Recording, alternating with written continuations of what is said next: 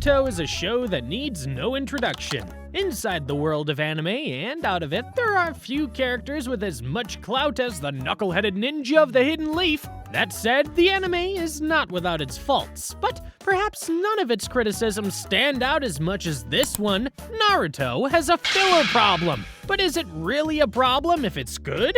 What's up, anime fans and manga readers? Now, here's a hot take. I actually kinda like filler. I don't think it's the first time that I've made that known here on the channel. A good filler arc can do a lot of heavy lifting for the world and characters, especially for longer series like anime or One Piece. While it's no secret that their primary purpose is to pad out the runtime of an episode or give the manga time to get ahead before the anime catches up, some fillers actually evolve into becoming great standalone stories with our favorite characters and explore aspects of the narrative that likely would never get the same amount of coverage in the standalone canon story.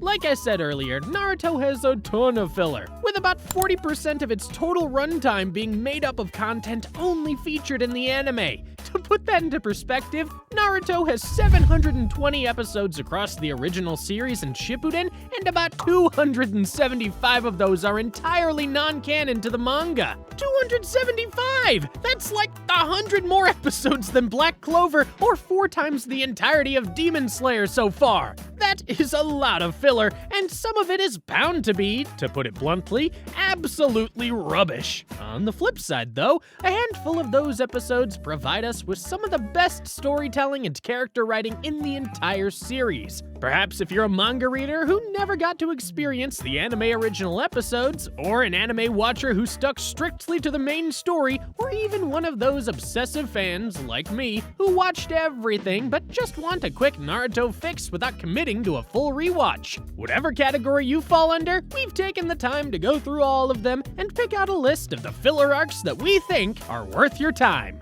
Number 1 on that list is the Six Tails Unleashed arc, which stands out as one of the best tailed beast arcs in all of Naruto Shippuden. Taking place after Jiraiya's death, it tells a bittersweet story of an ill-fated master and student. This arc introduces us to Utakata, the Six Tails vessel, and Hotaru, his overly enthusiastic protege. Despite being a filler, the 8-episode arc feels purposeful, with strong writing and memorable new characters. The Six Tails Jinchuriki himself is a particular standout with his unique bubble-style ninjutsu and tragic backstory. The arc builds up towards Utakata's fate and his eventual encounter with the Akatsuki towards the end of the series when they tried to wrangle up all the tailed beasts as part of Obito's master plan.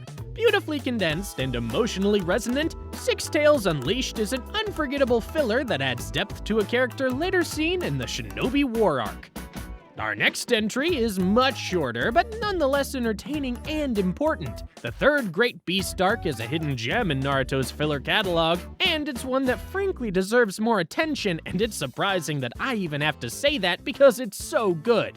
Taking place after the Sasuke retrieval mission, this minor arc delves into the backstory of Guy's father while introducing a perfect foil to Rock Lee. What makes this arc special is how much it sheds light on Guy's character. You get a deep understanding of why he's so enthusiastic and over the top in his actions. The story does a great job balancing humor and heart, giving fans a closer look at what shaped him into the mentor we all know and love. Honestly, isn't that reason enough to give it a watch? Coming up right after that, we have the Power Arc, which is made of some of the most distinct episodes in the series catalog. This crop of episodes was released to commemorate reaching 500 total episodes, which is a dizzying number to anyone, unless, of course, you're a fan of One Piece or Detective Conan. The Power Arc features some of the best animations in the series, rivaling even the movies. It has a pure and moving storyline that easily has some of the best fight scenes in the entire series. The arc spans only 6 episodes and tries to explore a unique concept too. There's no doubt that the power scaling is a big draw of Naruto, like most other shonen shows, but this arc tried to dig into the philosophy behind the use of said power instead.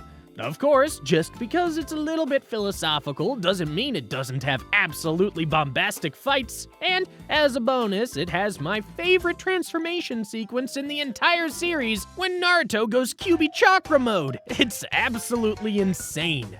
The Kurosuki family removal mission arc makes our list as one of Naruto's more compelling filler arcs. It gives us a deeper look at Raiga, one of the mysterious seven swordsmen of the mist, famed for their brutal efficiency and skill. The story explores the duality of human nature and highlights that no one is all good or all bad. One of the highlights of this arc is the relationship between Raiga and his ward Ranmaru. Their dynamic serves as a fascinating parallel to the bond between another of the Mist's seven swordsmen, Zabuza and Haku, creating a thematic callback to one of the series' most memorable duos. This connection adds an extra layer to the story, making it feel more meaningful than a standard filler arc.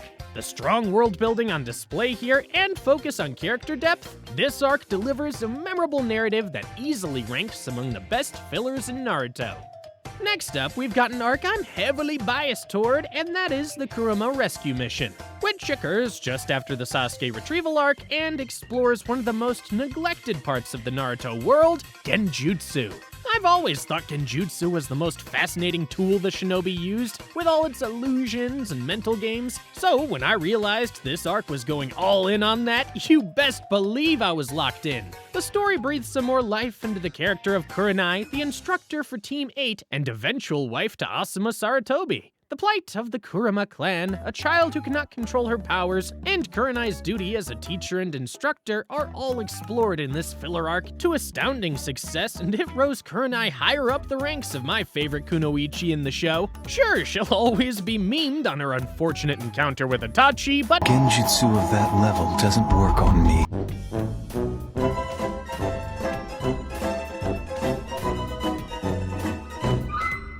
I'm glad we got the chance to see her at her best.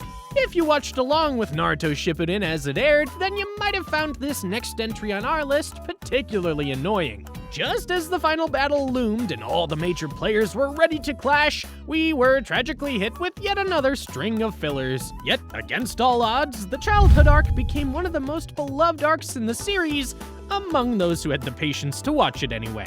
This arc takes a nostalgic dive into the childhoods of the main characters, offering a glimpse into their early years. Watching the future ninja explore their world as carefree kids is heartwarming and adds an extra layer of depth to their journeys. The stories are light, fun, and surprisingly insightful, making it a delightful break from the intensity of the main plot. But even at that, there was a quiet melancholy as we saw each of these characters in a new light, or from a new perspective, while knowing what they were bound to become.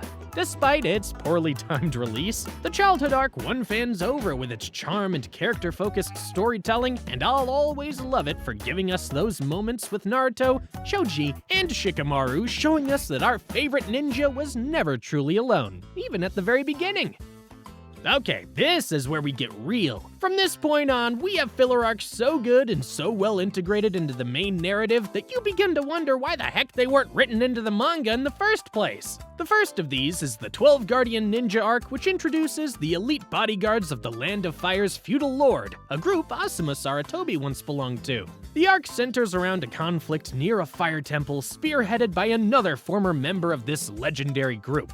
What makes this arc truly stand out is how well it complements the main series. It dives into Naruto's personal journey at that point in the story, highlighting his struggles with the Nine Tails and the Wind-style chakra training, and simultaneously explores Asuma's past. This added depth to Asuma's character comes right on time and makes his eventual fate in the very next part of the story even more emotional and impactful. I'm not ashamed to say that I shed some tears when he asked for one last smoke, and as tragic as that scene was, I owe it all to this arc for actually making me care about him.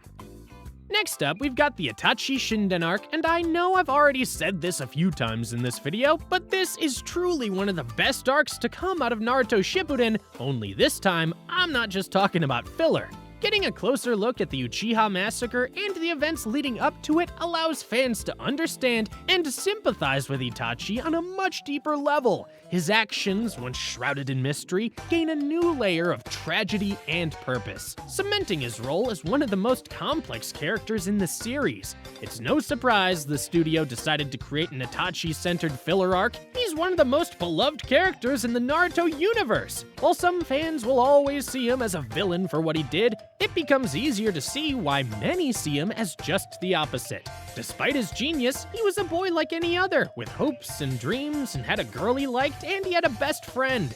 We also get to understand why Itachi's actions hurt Sasuke so deeply as we see what their dynamic was like before everything went to hell. For most fans, like myself, learning more about Itachi, the unsung hero of the Leaf Village, made for an emotional and unforgettable experience.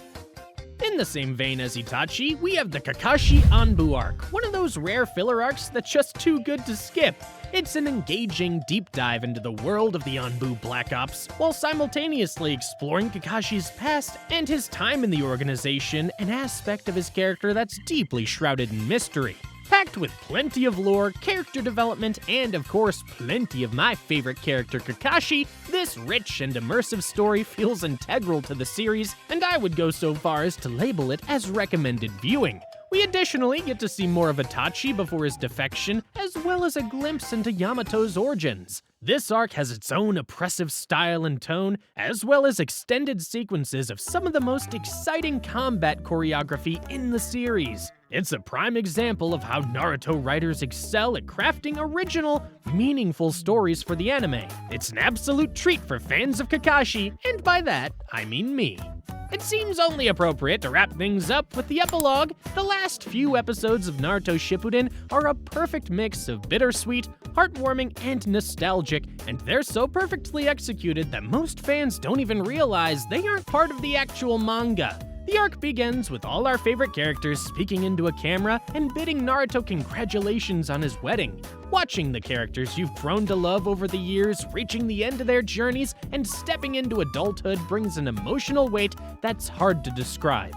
It's a melancholic yet satisfying feeling, one that only a proper conclusion can deliver. Unlike many long-running anime that never seem to end, Naruto gives its fans a rare gift: closure. The emotions it stirs and the sense of finality it offers make it one of the most memorable filler arcs in any series I've watched so far, and I've seen a fair few. It's a fitting farewell to a story that has touched so many lives, including mine. While going back to watch these episodes, I rediscovered so many hidden gems that I'd forgotten. Episodes like the one where Shino laughs, or the setup episode for the Road to Ninja movie, or the many episodes where it's just a few characters on a mission to some distant village. I realized how much I had missed this world and these characters. Of course, there were some absolutely abysmal episodes among the lot as well, and I'll be making a separate video specially dedicated to the fillers you should skip. For now though, I hope you can have as much of a good time with these recommendations as I did. Anyway, that's all we have for today, folks. Do you agree with my picks? Maybe there are some great Naruto filler arcs that I left out. Let me know what you think in the comment section below. Please subscribe if you haven't already, and ring the notification bell to get regular updates on new videos. I make awesome anime and manga content like this every week, so be sure to check them out. Thanks for watching, and bye for now.